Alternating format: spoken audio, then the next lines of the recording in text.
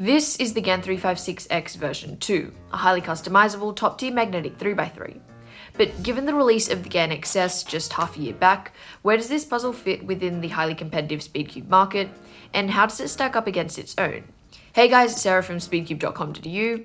Welcome to our review of the GAN 356X version 2. To figure out what this cube has to offer, let's start off with what it doesn't.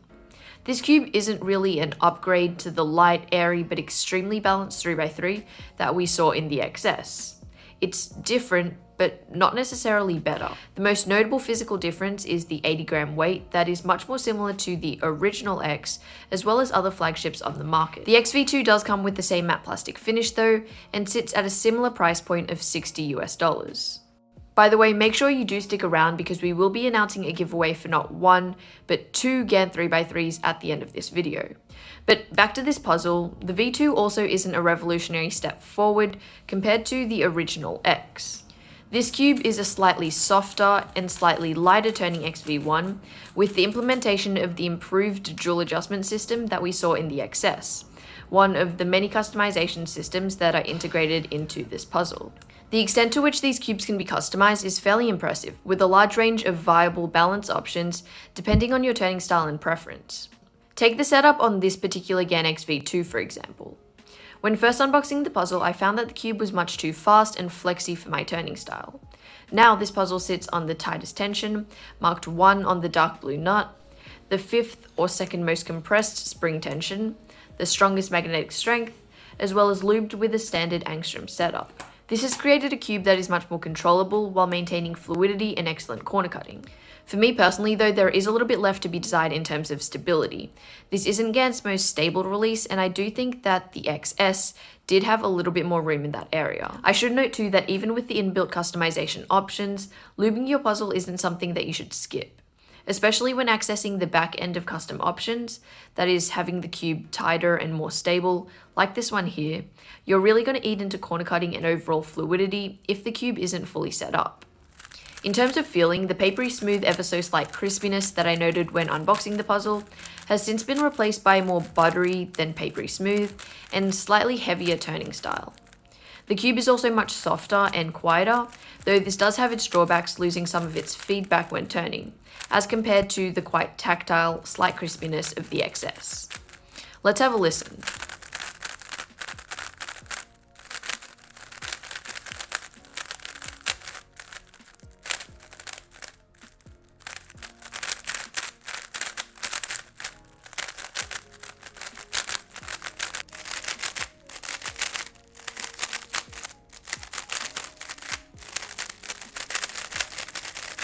So with this puzzle, you are able to manipulate the speed, stability, fluidity, even feel and feedback towards your preferences, but all within reason. This 3x3 is naturally fast and quite flexy.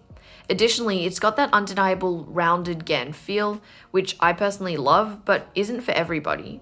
This is what will differentiate your XV2 from your WRMs, your Elites, your Tengyuns, and you really do have to take this into consideration. A lot of flagships coming out nowadays will have customization features that help you find what works for your turning style, but you do have to note your starting point and how far each cube can be taken. All things considered, I really think that a stronger magnetic option for the XV2 would have really helped to improve stability, controllability, and increase that feedback that I mentioned before. It wouldn't appeal to everybody, but I think that it would broaden the appeal of this puzzle for people like myself. But at the end of the day, who's this puzzle for? For me, the XV2 has a satisfying feeling and I've gotten some solid sessions with the puzzle. But because of the more flexy character and natural speed of the cube, it's something that I find I'm more inconsistent with. In saying that, I do think that this has a place in the market, and if you are looking for a new 3x3 but have a lighter turning style, or you liked the XS but wanted something a little bit more substantial, then this could very well become your new main.